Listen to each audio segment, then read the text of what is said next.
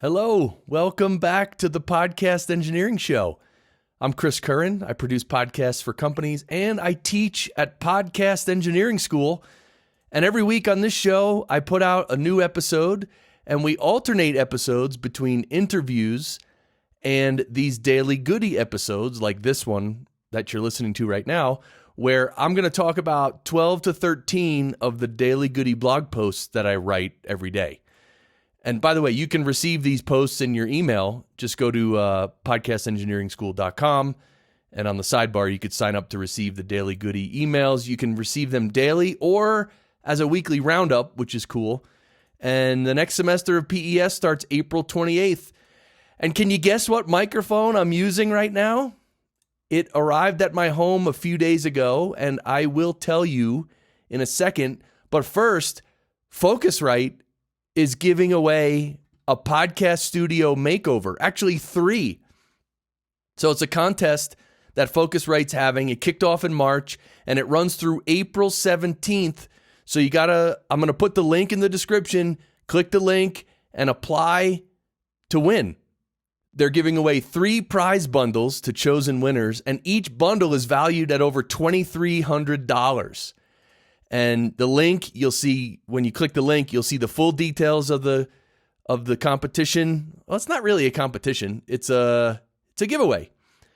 And the submission form. So click the link, and so check out what they're giving away. A Focusrite, well, this is part of the package, right? They're giving away 3 of these packages. Focusrite Scarlett 18i8 3rd gen audio interface. So that's an interface that has 4 XLR inputs and also 4 1/4-inch inputs. So it has 8 inputs. They're giving away the Heil PR40 and the Heil PL2T boom arm. So that's the PR40 microphone and the boom arm. Adam Audio SP5 headphones. Namba gear. It's a little Namba Remix backpack. You get check this out. You get 1 hour of coaching from Harry Duran, our friend, host of Podcast Junkies and founder of Fullcast. You get a design session and a $500 store credit with Audimute. Audimute is this company that makes really like artistic and good-looking foam products for your walls to absorb the sound.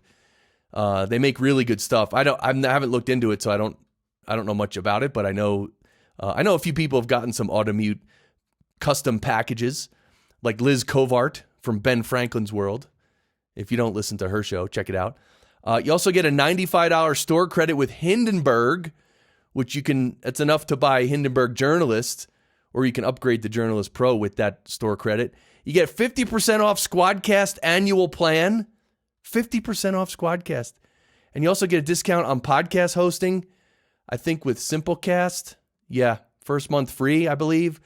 So there's all kinds of stuff. These packages are awesome. So go click the link and you'll see what you have to do. You have to upload or give a link to an episode of your show. And then you got to just make a little video giving a few details that they explain everything in the link. So everyone just go to the link, check it out, apply. Because I would really love if one of my listeners won one of these packages. We really need to win something. So everybody do that. Okay. So what mic am I using right now? It's the Rode NT1. Yes, the Rode NT1. Yes, it is a condenser, but I'm have it pretty close to my mouth, and I'm in a pretty quiet space, so it's working. And I heard this mic on Bandrew Scott's Voice. Of course, he does Podcastage YouTube channel and the Bandrew Says podcast. I remember seeing he made a video and he was using the Rode NT1 in the video. And his voice just sounded really good. And I wrote him, I said, dude, that mic sounds really good. And guess what? The Rode NT1 package, which comes with the shock mount, the little windscreen, and the mic, it only costs like, with tax and everything, it's like $280. So anyway, I'm liking it. But just remember, I'm not saying that everyone should go out and buy one. I'm just saying, just keep in mind that it is a condenser. And in some environments, it'll pick up a lot of noise, so you got to be careful. But anyway, you know me. I'm just trying all kinds of different mics, just to try them and have fun and try to dial in that sound, right? The sound that I want, that I've never been able to get. Really, I've gotten close, I think, sometimes. All right, let's get into these daily goodies now. The first one's from February 14th. What is a spectrogram? Well, if you've ever used Isotope RX, RX7 is the latest one, or RX6 or RX5, you know that when you open up a file in RX, it shows you the waveform, but then it also shows you the spectrogram. And the spectrogram is cool because it's like shaded coloring that gives you a very detailed view of your audio.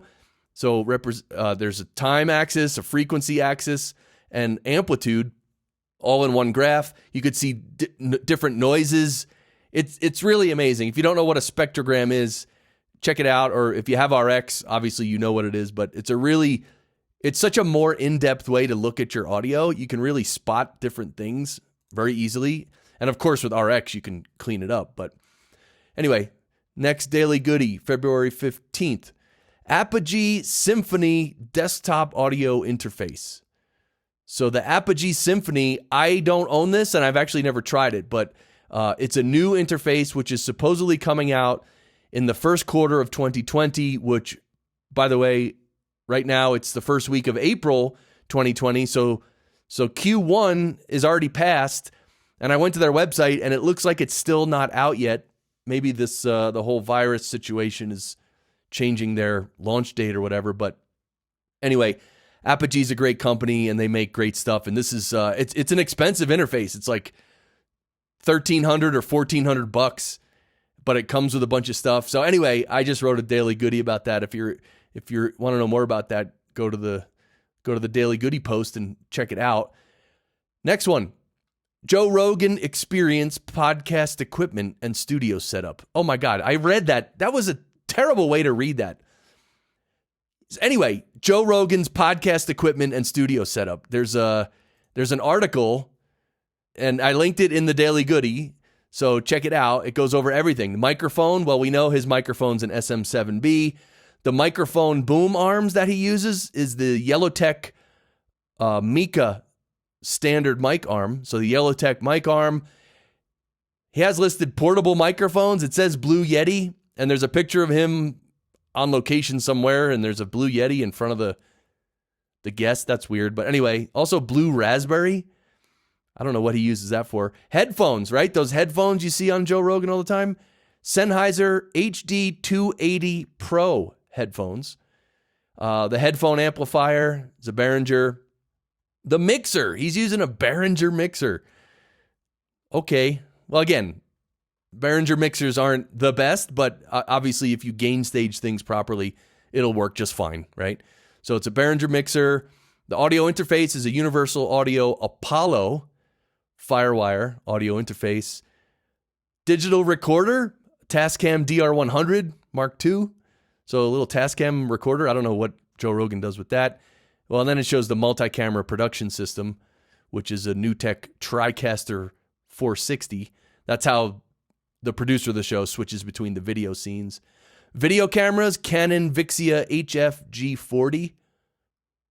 It's a camcorder. I don't know. I guess they really do set up a camcorder or several. I don't know. And a computer, Apple iMac 27-inch desktop. All right, that's enough. Joe Rogan setup. You can click the link if you really want to go into it. All right, next daily goodie is Soothe 2. Well, the plugin Soothe, which has been out for, 2-3 years maybe? They just completely upgraded it. So this is Soothe 2, and I actually upgraded. I bought it, and it's just great. It's even way better than the original. And I must say that in an upcoming episode of this show, you're going to hear me talk with Hannes Anderson from Oak Sound, and they make Soothe, and we talk about, we go really deep into everything. I just interviewed him last week.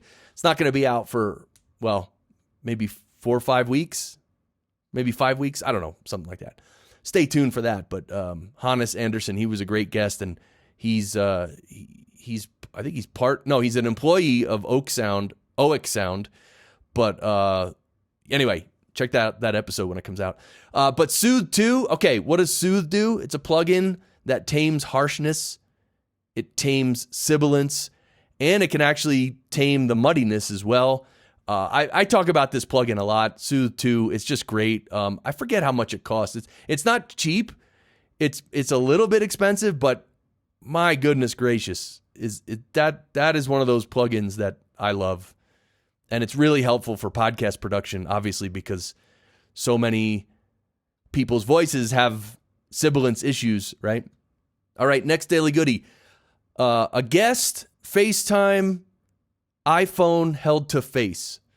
So I had a guest on FaceTime, and they basically held their iPhone to their face. And that's not how she connected originally, but that's what we ended up at.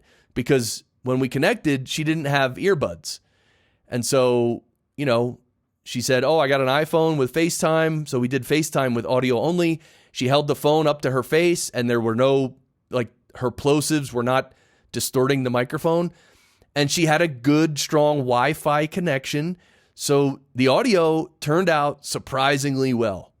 And there's actually a link to that episode in this daily goodie. If you want to literally click this link, you can go listen to her voice and how I processed it and how she ended up sounding with an iPhone held to her face. Ended up pretty good. Next daily goodie. Producing and scheduling episodes before summer vacation. Well, in my experience, it takes a couple months actually to plan, record, produce, and schedule multiple podcast episodes that will publish while you're away having fun on summer vacation, right? So it's good to start early, at least 4 months early, or 4 to 6 months earlier. I would start planning for that if you're going to be away, or again, even if your client is going to be away, right? If you have clients that are going away, you got to start way early, prompting them to record extra episodes, right? So anyway, it's just really cool when you can record a bunch of episodes in advance and then actually produce them and schedule them. So during those, let's say it's, 2 to 4 weeks of vacation, you literally can breathe easy. Oh, and the other thing is with that, make sure, you don't have to do this, but it's really, really helpful. If you can, record and produce and schedule episodes to publish while you're away on vacation, but it's also good to schedule to finish the one that's going to post on the week that you come back, right? Because when you come back from vacation, that first week is a little crazy, right? Because you're getting back into the world and your job and whatever. So if you can also have one scheduled for that week, so you don't have to worry about anything on that week that you come back, that's really cool. Then you can just, ease back into your life in a nice way. Okay, next daily goodie is a video, a guided tour of all my current plugins. So I did a Twitch stream a while back, and in that stream, I covered all my plugins. It's a quick overview. So I clipped it out and I put it on YouTube. And anyway, it's on the YouTube channel as well. The Podcast Engineering School YouTube channel, you could see it there. It's called, Guided Tour of All My Current Plugins. So pretty cool because I literally go through, I don't think I go through every plugin I own, but I went through all the ones that I use regularly. All right, next one. This is the episode 170 with Stephanie Lesher. That was awesome, right? Remember that episode of this show, 170 with Stephanie? That was so cool. We talked a lot about David Hooper. All right, next daily goodie. In-breaths that are viciously loud. Like an in-breath. That's an in-breath. And I don't know what it is, but some people, and it usually happens when they're really close to a microphone, some people's in-breaths are really, really harsh sounding, meaning they kind of hurt your ears. So it's a combination of them being very close to the mic, and then it also has to do with how much compression you use in post-production as well. But sometimes there's that combination where, and if the person's laughing, they're like, ah ha ha ha ha, ah ha ha, like, oh man, I overdid the in-breath. But anyway, you get the point. That's in some scenarios, with some people, with some microphones, with a lot of compression, these in-breaths can be really harsh and loud. So what I do is I literally they don't happen all the time, by the way. when I'm producing episodes, you just hear it. It's like, oh my God, that's loud. And then what I do is I manually drop it down, I don't know, anywhere from 4 to 5 dB, sometimes all the way up to 10 or 12 dB. I just drop that level to make it much less harsh. And the thing is, you don't want to drop the level too much because then it sounds really weird. It'll be like someone's laughing, ah, ha, ha. And then this like really, it'll be a loud in-breath and you could tell it's a loud breath, but it'll be very low in volume. And that's actually one of those perceptual things that like the listener's brain is going to go, oh, that was weird. Because it's not natural. It's just weird. So you got to, you can't make it weird, but you got to, anyway, I bring down the level of those in-breaths because, oh man, they're harsh. Okay, next daily goodie, boosting your outgoing audio level for live streams. So what happened was I started streaming a lot more, and then I really was like trying on my end before I even send the audio out to the stream. I was trying to get my audio, like EQ'd, compressed. I wanted to use a deplosive, and I wanted to do like a bunch of processing. But what happens is when you use processing before it goes out to the stream, there's some latency, and then the sound will be off with the picture a little bit. So that didn't work. And I was trying to jack up the level as well, because there's nothing worse than a live stream where someone, like, their level's just really low. That's not good. So I ended up literally messing around and doing all kinds of things. Now I'm down to this. All I'm doing is using some compression on my channel strip, which I pretty much always do. And then just making sure the level going out to the stream is very strong and healthy.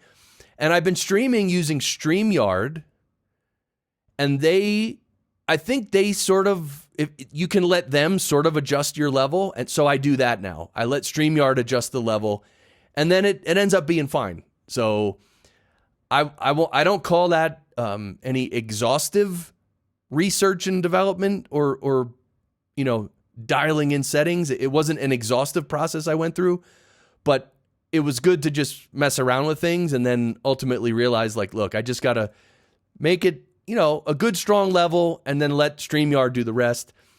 Now, when I stream using Ecamm Live Beta, then yes, well, I'll do the same thing. I just got to make sure my volume is as loud as I can, is very strong and healthy.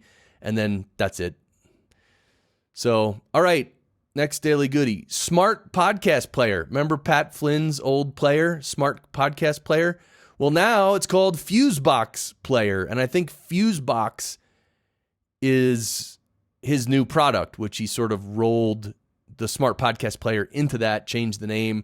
He probably changed it up a bit too. But anyway, a lot of people love that smart podcast player. And I don't know much about it. I've never used it. It does look cool, and it's definitely much better than like the standard Libsyn player or just the standard Blueberry player or whatever.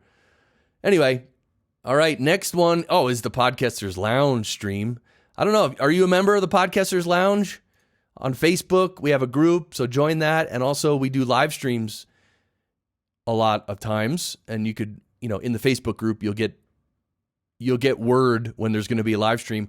But the live streams are really fun.